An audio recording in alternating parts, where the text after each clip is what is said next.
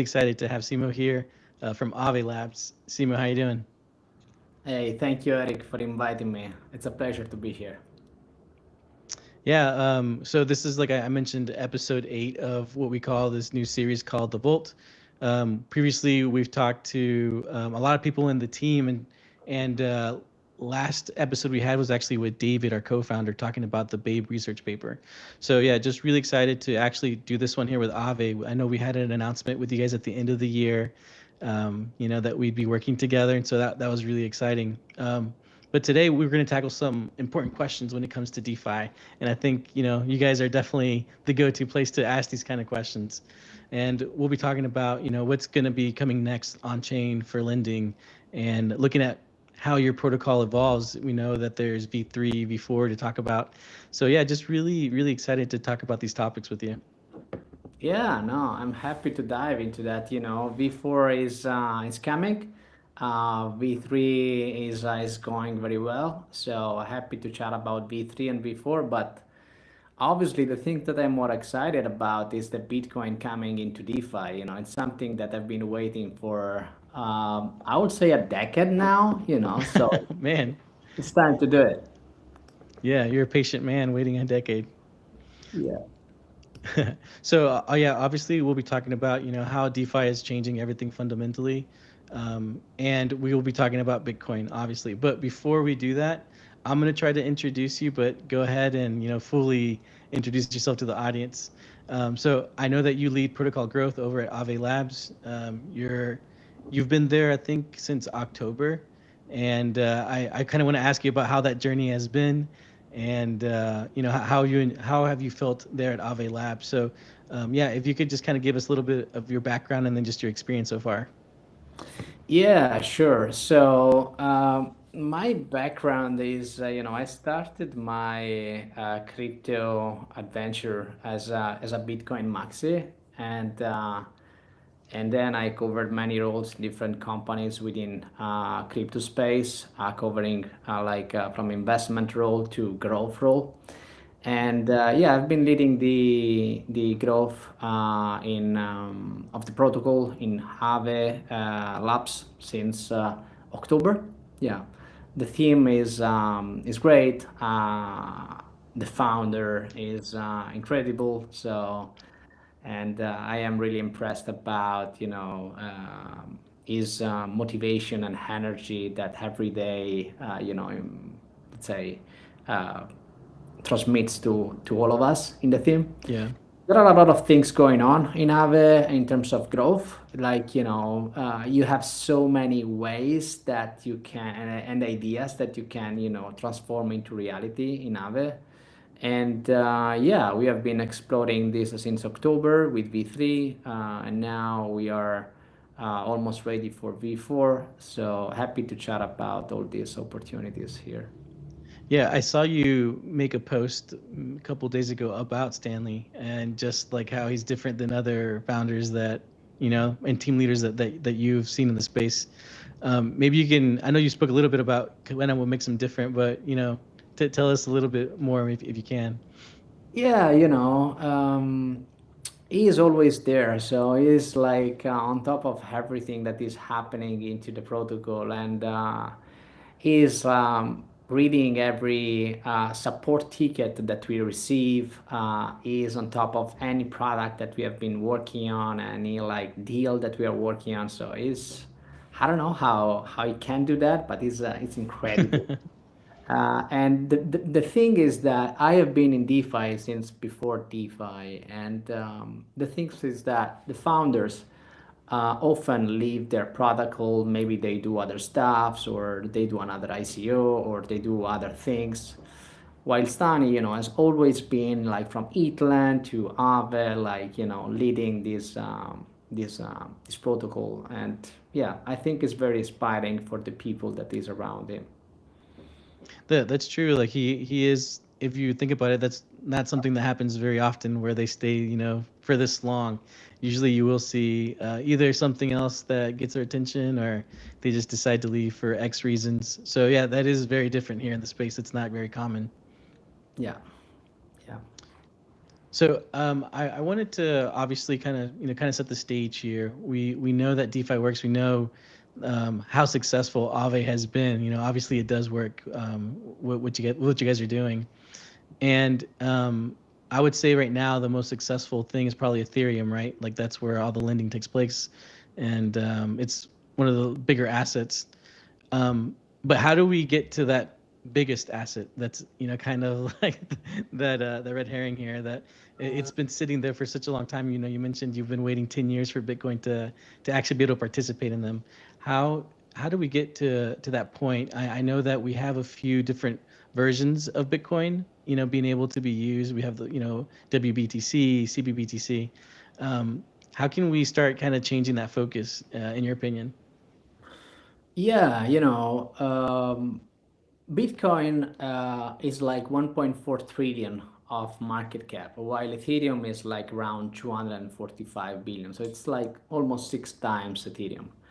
And if you look at the Bitcoin that are in DeFi today, I was looking number before this podcast, and you have like on Babylon 2.7 billion today, on the wrapped BTC 8.2, and CPBTC 6.1. So pretty much you have around 17 billion. That is 1.2% of the entire Bitcoin Yeah, market. so little.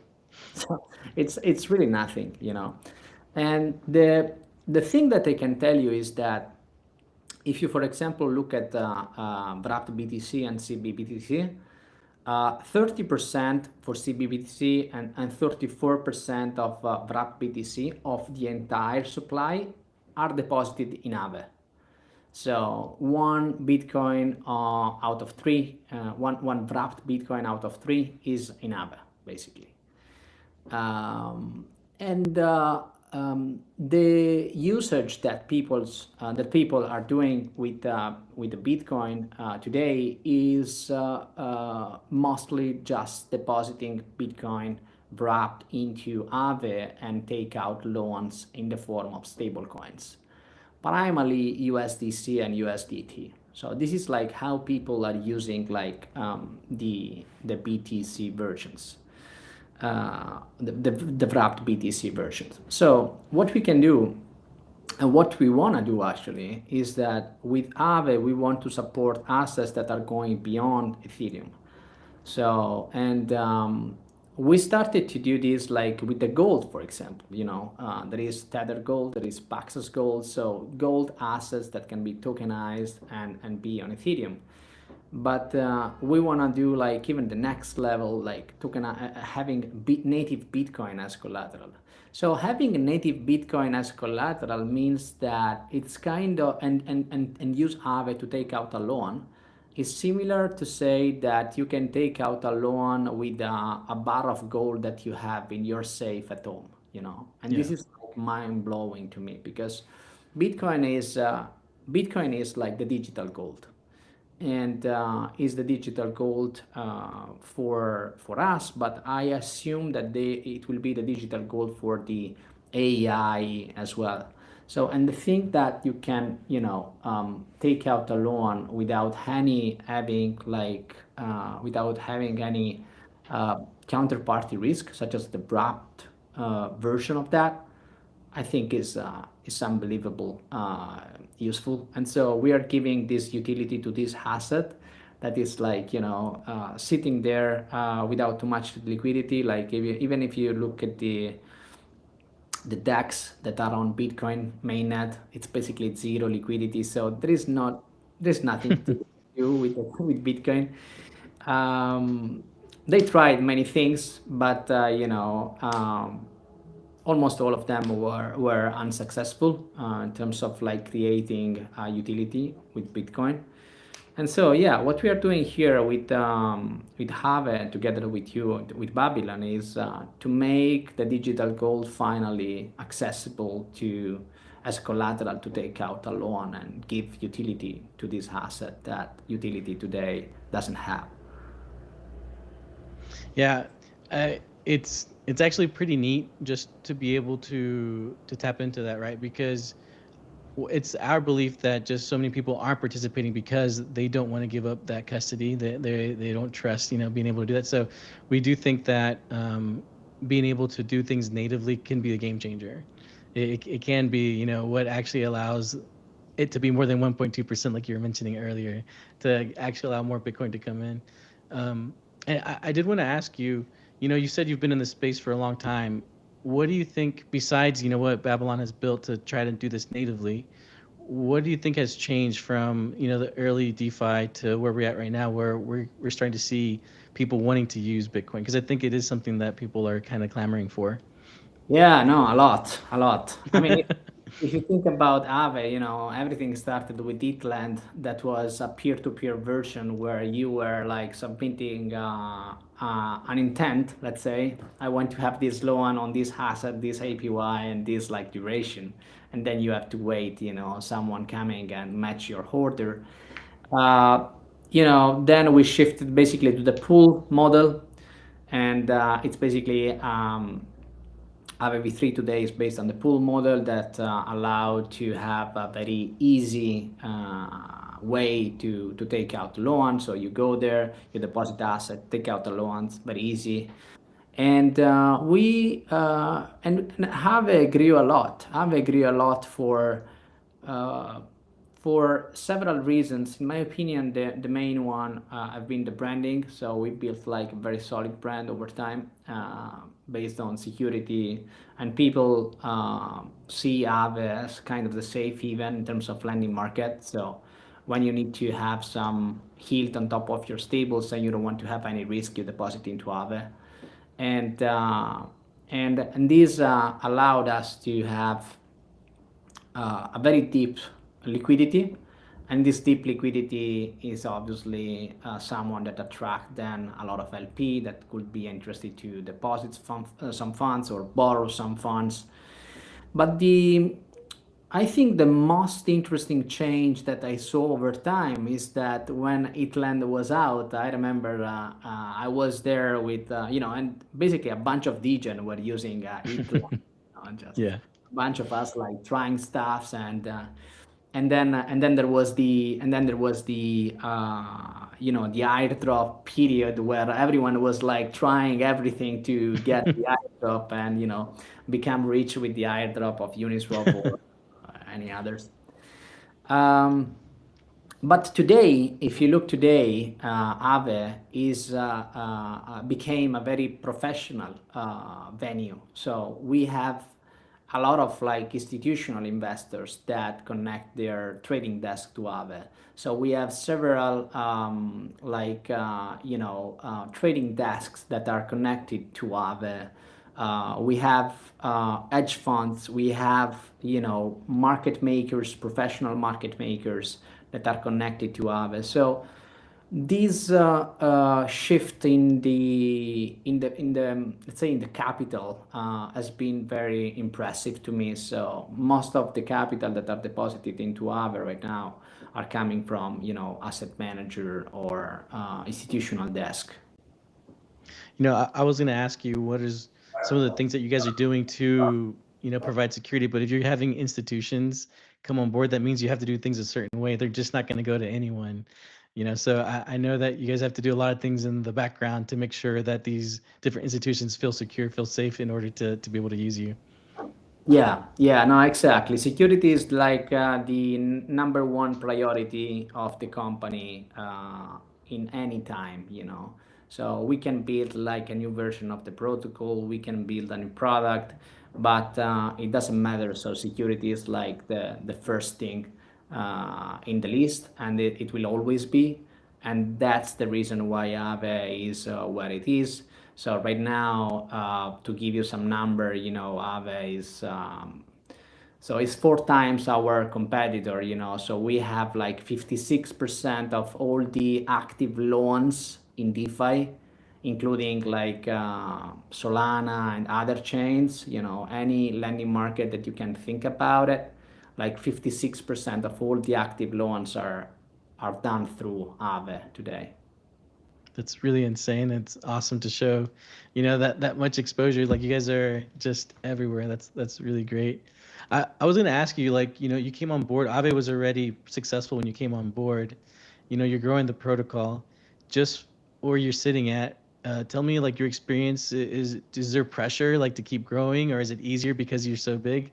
Tell us, how your position has been and just how how it's been these past couple of months for you.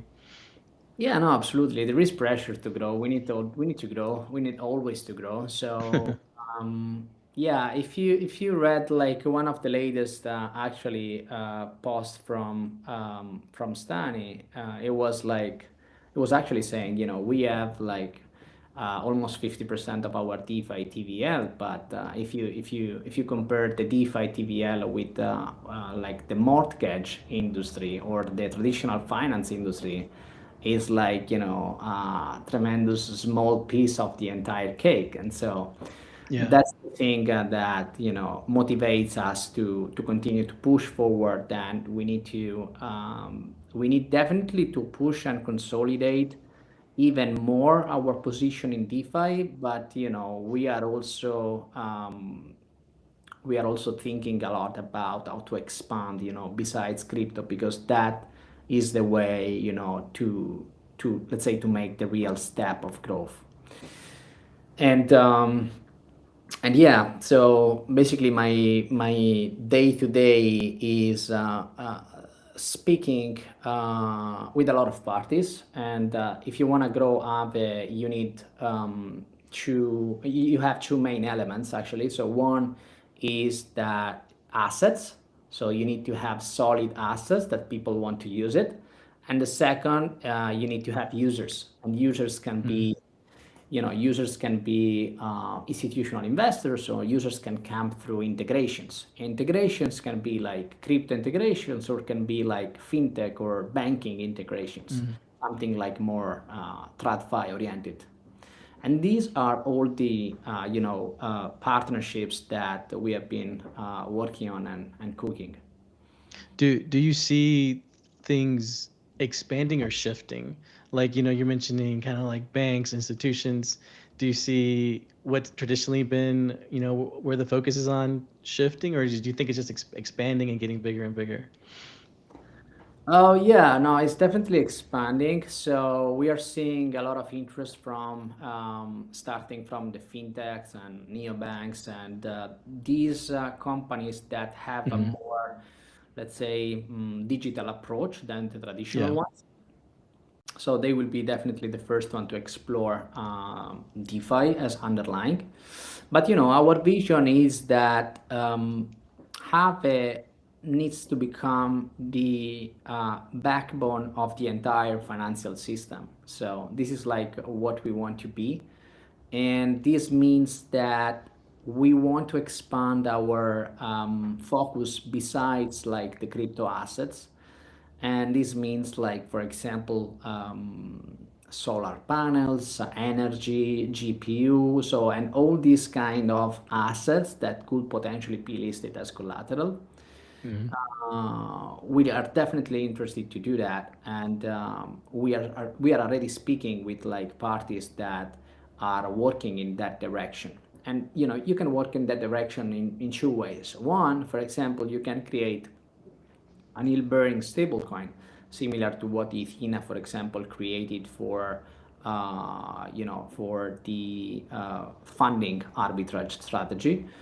Or you can, go straight to the tokenized asset, and so you are able to tokenize, like, for example, GPU or something like that. So, and this is like the way on the asset growth. Then Gotcha. obviously on the users growth, you have the fintechs, you have the banks that will become, the distribution layer of this like finance system that we can create with the DeFi as underlying. That's pretty amazing. Just like I, I think any user just coming into Aave would have no idea, the scope of different things that it could encompass. So that's really, interesting to see, and that just like everything that you guys are looking into. That's awesome. Thank you. I did want to ask you. I know we mentioned V4 earlier. um, I think for a lot of users that aren't familiar, could you maybe explain? There's Aave V3 right now. I know that you guys are working on making V4 more amazing, but what are the changes that really are taking place, and how does that happen?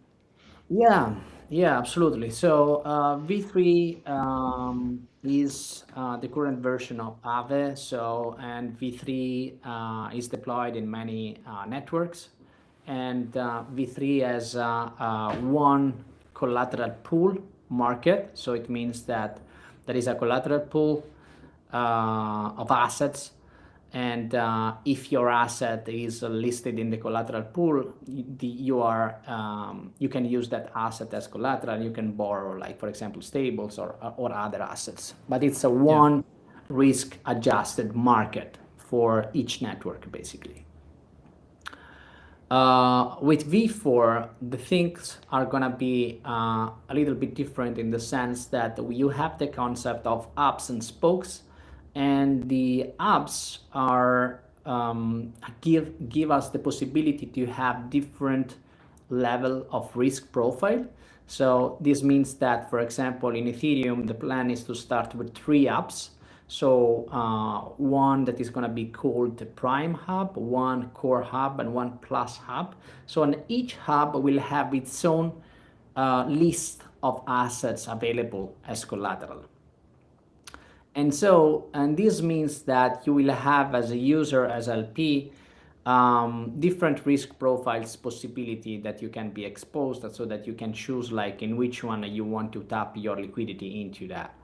And the hub and spokes architecture are quite interesting because a spoke is basically a strategy based on some collateral. So let's say, for example, you are an LST. You can have your LST spoke where you have your LST usable as collateral, and the hub will give you a credit line to have, some borrow amount to be available to be Hmm. used with that collateral. So this modular architecture of V4, where you can compose like spokes and you can tie the spokes into the hub, allow us a very interesting thing, that the hub, that is basically where where the liquidity is stored, can give to a certain spoke a credit line, and this credit line can be like quite small in the beginning or can scale very quickly. Let's say if the strategy is revealed to be like successful, or if the collateral assets are solid enough. And so this is very important because you have the possibility to experiment new stuffs. You, for example, have the possibility to experiment new kind of collaterals, give to them like a very small credit line, and see how it performs with this small credit line, and then you can potentially increase the credit line over time. And this modularity of V4 is exactly the architecture that has been possible basically to build what we are building with Babylon. And so the Yeah. BTC trustless spoke that allow, the Bitcoin native to be used as collateral. Yeah, that's a perfect transition because I was going to mention, just for those listening, that it is through V4 that Babylon will be able to do the TBVs, the trustless Bitcoin vaults, which is really, really exciting. So maybe we can talk about that a little bit. I know we shared the announcement that Babylon with Aave would be bringing these forward, these TPV vaults where a native Bitcoin can be used for lending. So just obviously, if you guys have any questions, send them our way. We'd be happy to answer them. But yeah, maybe you can speak a little bit about that. I know that we've given a rough timeline of when our TBVs would be available, which would be like maybe middle of the year or a little bit later than that. Just I guess my question to you is, when does V4 planning to go live, and how will that transition be from V3 into V4? Is that like I know sometimes it's like not like people are given the option, I think, to not move over to V4 initially, but I think I've read somewhere where like that's kind of changed, where you're like, yeah, we're going to be transitioning everything over from V3 to V4. Am I right about that, or is it going to be a slow rollout? Yeah, So V4 is gonna be an upgrade on a different product actually to the V3. So there will not be like any force of migration between V3 Okay. and V4. So the liquidity that stay in V3 will remain in V3. There will not be like any push to move liquidity. So Okay. what we think it's going to happen is that some liquidity will start to move because there will be probably better conditions for certain category of users that can be maybe because you can have some better risk parameters for certain kind of assets, or maybe you have new asset there, or maybe there will be like some asset issuers that will place some incentives that can be let's say interesting for some users that are deployed in V3. So these are the dynamics Hmm. to produce like an organic migration from V3 to V4. One thing important to for everyone here is that obviously the V4 scaling will happen progressively over time. So we don't definitely expect that V4 after 1 month is gonna be big, let's say like alpha 3, obviously. Yeah. So yeah, and we are really looking forward to what V4 can enable, because there will be like multiple use cases that can be possible in V4 than are not in V3 at the moment. I think it's super important to kind of focus on that point that you just made, where it's not going to be bigger than V3 just from the get go. It's gonna, take time, and so a lot of people initially might, if they don't know any better, they might think that that's not a success, but it's a long game. It's something that just takes time. It takes time. So I'm glad Yeah, you brought that up. yeah, I agree. This is a very important point actually to highlight. People on X like short term. Thinkers. Yeah. And so if it's not successful on day one, okay, it's a failure. No, I mean it's just rolling up a new product, and then it will take time to reach at this point. The same that V3, for example, did. When we released V3 after V2, it took time to become the V3, obviously, that you can see today. When did I was gonna ask you, were you there when that happened, or that was that happening before you? No, no, before me, before me, yeah, yeah. So I'm sure that experience does help though, because this is already version 4. The team has gone through these different versions. They know kind of what to expect. How have they helped you with the expectations on how things like this work out? Oh yeah, yeah, yeah, no, absolutely, absolutely. So definitely, we are keeping in mind the transition that we did on between V2 and V3. Um, just to give you an idea, we still have around 130, 140 million on Aave V2. So just to give you, this number, Yeah, because even though we are like far away from the there are some funds that are still in that's beach, so crazy. and this is gonna be basically the same of Okay, with V4 as well. that's so interesting. There's none on V1 though, right? I don't think so. That'd be interesting to see that. Um, so obviously we're talking about just how Bitcoin can come into DeFi in this different native way. Um, it seems like it's going to be possible. Maybe you can talk about when it comes. What do you see the future being? How will BTC Fi look once Babylon with Aave make TBVs happen? Oh, I would be actually very curious about the Bitcoiners' reaction of that, because I think that most of them don't even expect this possible. And so, Yeah. but we personally know like a lot of Bitcoiners that don't want to move their Bitcoin in any other chain, and they will potentially use this product. And so, I think it's gonna be, yeah, quite interesting to see the traction of this product, and how we can improve this product over time. I am actually very proud about the design of the solution that we designed with my team and with the Babylon team, because there are some, like for example, when in the trustless vault, you have so first of all, I have to say that I really like the approach that Babylon theme had on this solution, because the precision of the problem that they were solving, so it's not just BTC in DeFi, but was specifically how to preserve the Bitcoin native properties.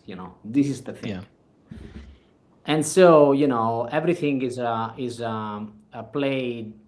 playing around self custody, UTXO based settlement, not breach risk, and so we really thought about everything.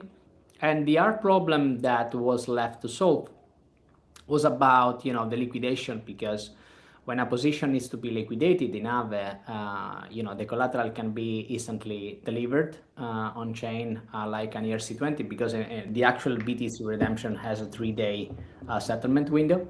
And so we designed this solution thanks to the V4, where you can have the liquidation happening atomically, similar to what's happened on Ethereum, leveraging the liquidity that we have on the core hub as a wrapped BTC as an interim bridge. So it was a very in my opinion, interesting solution design that we found together. So very proud about this. Yeah, we're super excited about it. Obviously it'll coming out later this year. Yeah, I just want to thank you, Simo, for taking time here to talk to us. We hit a lot of important things, just how important DeFi is. Bitcoin's coming natively, and just really, shout out to how successful Aave has been. Thanks to what you guys have built, things like this are possible. So it's just, a big, congrats to you guys for just building this huge lending protocol that has, withstood the test of time. It's been here for a long time. So that's pretty awesome. I also want to mention that, it's not just about building better protocols. We're also, with Bitcoin coming to DeFi, we're really unlocking new forms of capital. So it's going to be really exciting to see how we're able to participate in these markets because of that. And yeah, just Aave's been extremely successful. I think, how much in TVL do you guys have right now on V3? So right now we have basically 25 billion of TVL. Yeah. Yeah. Yeah, so just use that as, and that's without Bitcoin. So let's see how much that can raise, once we bring the biggest asset to Aave. So we're really, really excited about that. So again, Simo, thank you so much for your time. I don't know if you have any closing remarks that you want to share here before we close out the podcast. Oh no, thanks so much for inviting me, and we remain available for any further question about the design of the solution. It's gonna be available in Kyushu this year, so Super happy to exciting. happy to see this going live. Yeah. Yeah. So guys, if you want to keep up to date with the latest, follow Simu. His X handle is Alpha Leaked, and he does leak a lot of alpha. So make sure that you're following his account. Also, obviously follow Aave, and you can follow us at Babylon Labs _IO. So great to have you, Simu. Hopefully we can talk again soon. Maybe whenever V4 goes live, that'd be kind of exciting to do a space then. So until next time. Thank you, Eric. Have a good one. Bye. Bye, everyone.